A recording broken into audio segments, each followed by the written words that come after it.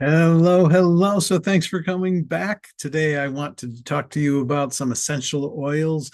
Specifically, though, this time is rosemary. For those of you who don't know, I'm Vinnie Martinelli.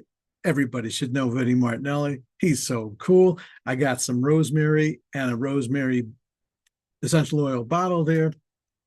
There's that QRC that you can snap a picture of with your cell phone camera and go directly to my website. So, right to it, wanted to talk to you about essential oil today, specifically rosemary, because somebody recently came up to me and had some issues with pain that she couldn't get rid of. So, I figured, well, let me try something like this. So, this particular recipe that I'm going to give you in a few minutes is for a topical solution for uh, pain relief. Hopefully, it'll work for everybody who might need it.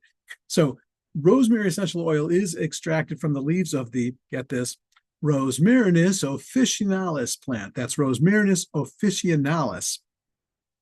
I don't, kind of sounds like a diplomat to me. What do I know? In any case, it's a woody perennial herb. It's native to the Mediterranean region, which is from where my ancestors hail. And the oil has a distinct, fresh, herbaceous, and sort of aromatic smell to it. And I'm told that I should be using the word camphorous. Not sure what that means. I'm sure it's pretty good.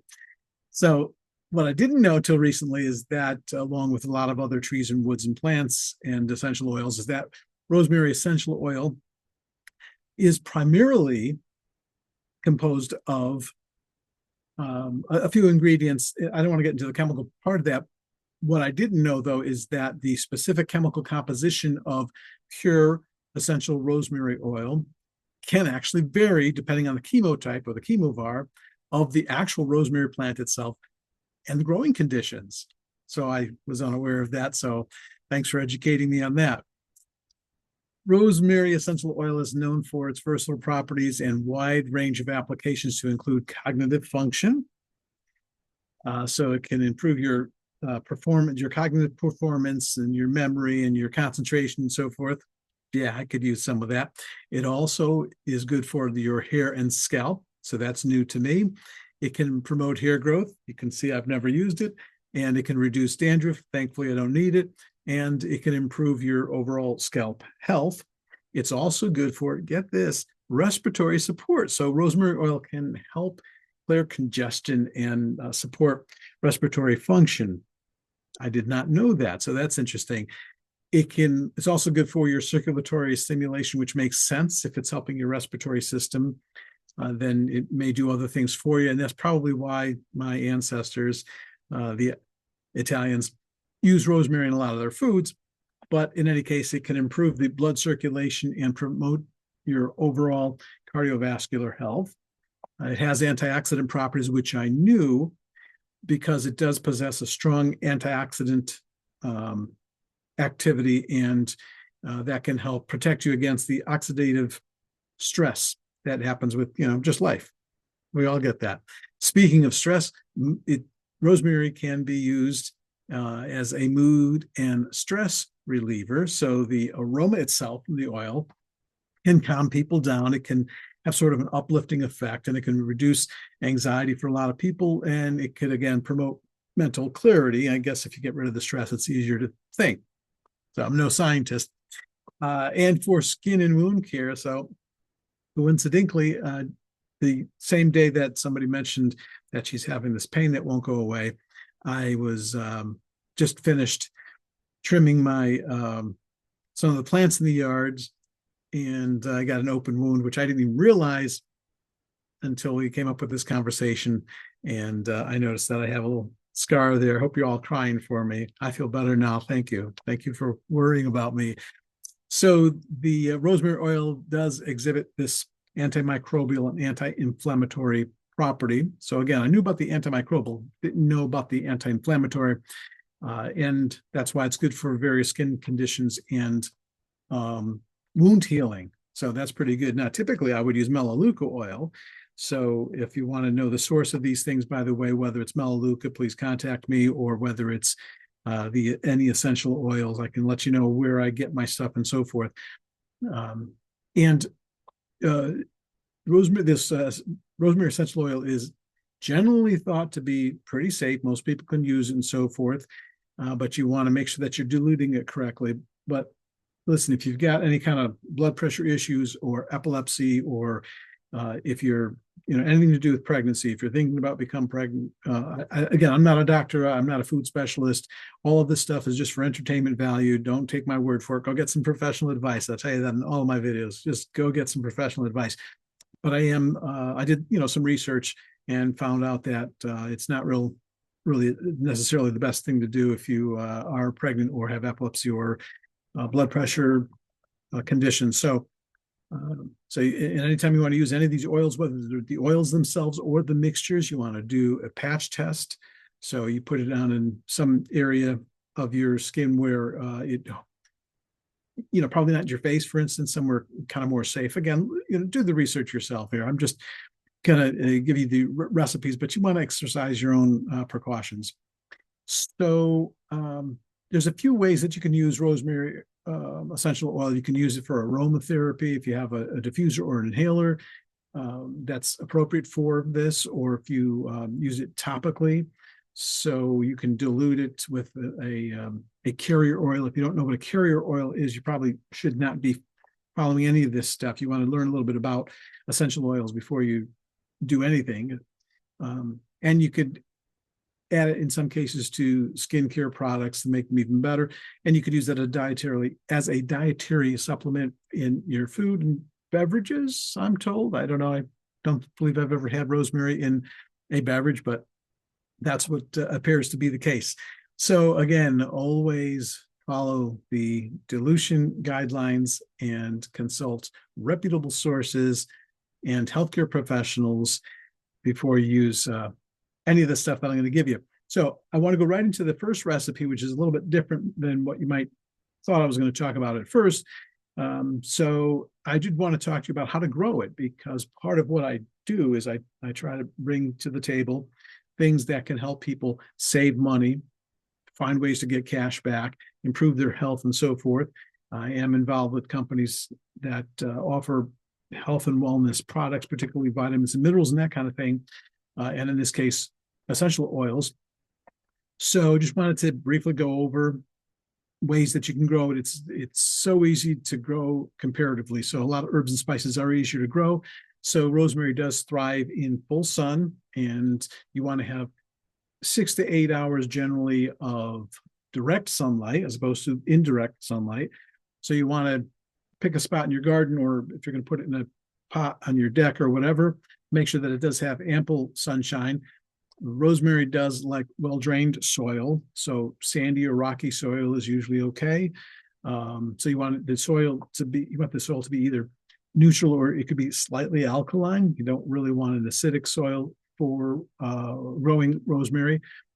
And you may want to add to it, if you have heavily clay soil, then you want to add some compost and so forth. That's going to help the drainage. So clay doesn't really give a lot of gives no, as far as I know, nutrition value to the plants themselves, and also it does not promote water drainage. So you want to add some compost to that. Speaking of water, it is relatively drought tolerant, and it does prefer soils that do dry between waterings. So if we're getting occasional rain and you've got this plant outside, you're probably going to be okay. You probably shouldn't have to tend to it as far as the water. But you want to water it when the top first inch of the soil becomes dry, but also don't make it waterlogged, because that can actually be worse. So in terms of lawns, by the way, if you take just a regular copper pipe and you bang it into your ground and you pull that out and push the plug out, when you see that plug, the first top part is generally going to be drier, and it's going to get wetter as you go deeper into the plug. I'm mentioning this because for those of you who like to water your gardens, you're out there and you think, oh yeah, I had the hose on for 20 minutes. The soil's got plenty of water. You know what? Do that plug test, and you'll probably find out that a lot of the water didn't even get through to the roots where you want it to be. And you generally want the water to go down 4 inches if you have regular grass, or if you have zoysia, you want it to go down 8 inches. Otherwise, you really haven't watered enough. At the same time, you don't want to water too much so it gets muddy. So use the same sort of concept with this. You can get just a small straw or something and just see just how far down the water went as you're watering the rosemary. You probably want to plant the rosemary if you're going to put it in a garden in the spring or the fall, and you want to put them 2 or 3 feet apart, give them a lot of air space, and don't put them too close to other plants. In most cases, you don't want to put anything near eggplant because eggplant is dominant and it will affect the color, the texture, and the flavor of many other plants. So you don't want the rosemary to be planted too deeply. So just be cautious. Read the instructions on the packet if you're buying seeds or whatever. But the roots can rot if the soil is too moist. And then you can prune once the plant starts growing. You can prune it fairly regularly. And if you want to bush your plant or whatever, and you do want to trim back you want to deadhead them. So prune back the dead or woody stems of the plant. And generally, if you're doing a lot of cooking for, let's say a family, maybe not 1 or 2 people, but as you start getting into 3, 4, 5, 6 people that you're using this for, then just taking advantage of the plant to add to your foods is probably enough pruning. So there's something called overwintering. So in colder climates, you want to really grow your plants indoors when you can, and definitely want to bring them in during frost. So just be aware of that. And so now I'm going to get to the actual recipe for the pain relief, which I sort of mentioned at the beginning here. This is really what we're all here about, right? I just woke up today and said, geez, I hope Vinny does this YouTube on pain relief using rosemary. Well, here goes. Thanks for asking. So this recipe is going to involve 2 tablespoons of fractionated coconut oil, 10 drops of cedarwood essential oil, 8 drops of ginger essential oil, and 5 drops of black pepper seed oil. Real simple recipe. You put all the ingredients in a roller ball, and then you want to shake it well. I always suggest that you mix up the oil pretty good and you let it sit for 24 to 48 hours, depending on how many different oils you're using and how large of a quantity you're making of it. Let it sit so that the oils can acclimate to each other. And then before every use, you want to mix it up pretty good. You don't have to shake it vigorously, but you do want to shake it up a bit before you use that. So this particular recipe could be good for soothing muscle relief. So if you have some, sort of topical pain, this is only topical, by the way. Don't consume this. Don't ingest this. It's only topical. But you can apply it topically, and it could sort of soothe your muscles and relax that pain, relax the tension in your muscles and so forth. And the blend of all of these ingredients can have a warming effect and an analgesic effect. So that's what helps to alleviate the discomfort that you might have.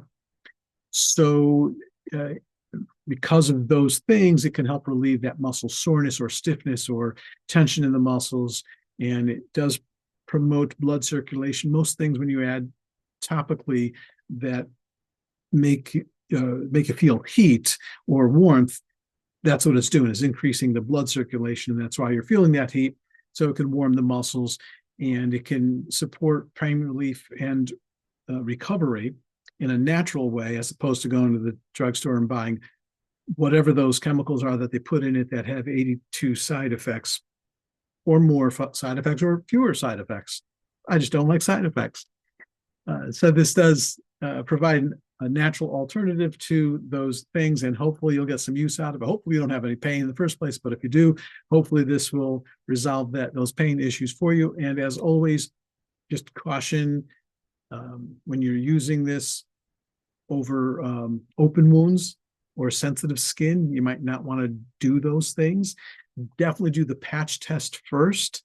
So make sure there's no adverse reactions. And if there's any irritation or any discomfort, just stop using this mixture altogether, try something different.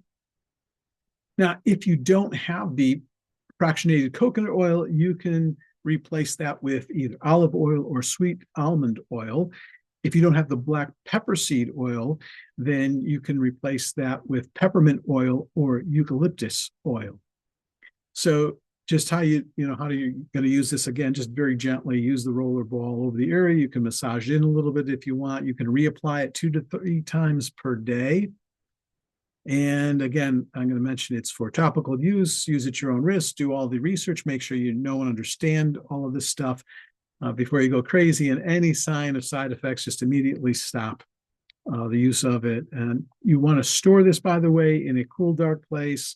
So basements are typically a pretty good place if you don't have the lights on too much, or if you're storing it in a dark bottle, that's probably going to be sufficient. That just preserves the potency of all of the oils. Again, before every use, you want to mix that up well. Now, I do have a bonus recipe for you.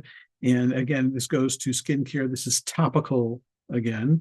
And this is for wound care. So if you have minor wounds and so forth, like I did with my, I wish I could tell you that I did that with my rosemary bush, but I didn't. It was with the hollyberry bush and some other plants, roses and things like that. And one of them grabbed me and cut me. I didn't even know it. And it may have been for the brief moment that I didn't have gloves on. Didn't even feel it while I was out there. In any case, this particular recipe now is going to be for 5 drops of rosemary essential oil, 2 tablespoons of fractionated coconut oil, and 1 tablespoon of avocado oil.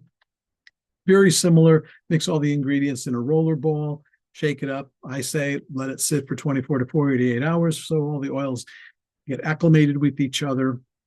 Mix it up again before every use. And this can support your skin health, and it can help with wound healing. And it provides, again, antioxidant and antimicrobial properties.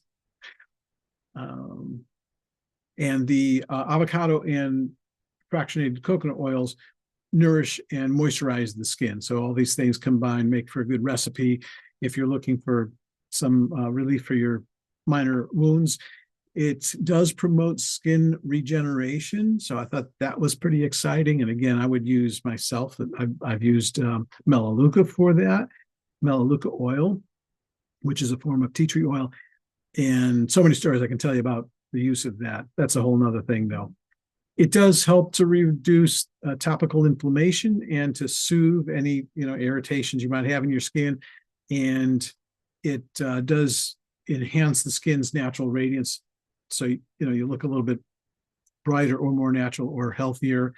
It gives you a little bit of a glow. And the soothing characteristics of it can just help the overall skin health and vitality, if not actual health, certainly visual health. Your skin will look healthier. So again, you want to use it with caution, and you don't want to use it during pregnancy, or if you have high blood pressure, you want to do the patch test. If you don't have the avocado oil, you can use sweet almond oil or olive oil. And if you don't have the fractionated coconut oil, you can use jojoba oil or grapeseed oil. So I hope you caught that now. These are 2 different recipes. Both of them call for fractionated coconut oil, but the substitutes for them are different in each of the recipes because they have different properties. So again, you want to gently massage a small amount of that onto your, whatever area of the skin has maybe a wound or a cut, or if it's just, plain irritated, maybe a light bruise, whatever. And you want to apply it probably once, maybe twice a day. So not as much as the other where you can apply it, 3 times. That's kind of a different result. So again, this is used for topical only, and you want to store it in a cool, dark place to preserve the potency of the oils, like many other essential oils and essential oil mixtures. And you do want to shake it well between each use. So that's what I had for you today. I hope that you got something out of this, and please make sure that you click the little bell there and tell everybody about these videos, get them watching these so I can do more of them. And so I'll understand what people are looking for. And if you're interested in having me do more of these on essential oils or on any of the other lines of work that I do, just please let me know. Like, comment, share, do all that kind of fun stuff for me. And again, this was Rosemary. She was kind of quiet. She was kind of stuck in a bottle. What am I going to do? Huh? You can take a picture of that baby there, get right to my website. I hope this was helpful for you and that you have a terrific day. Nice seeing you again. Take care.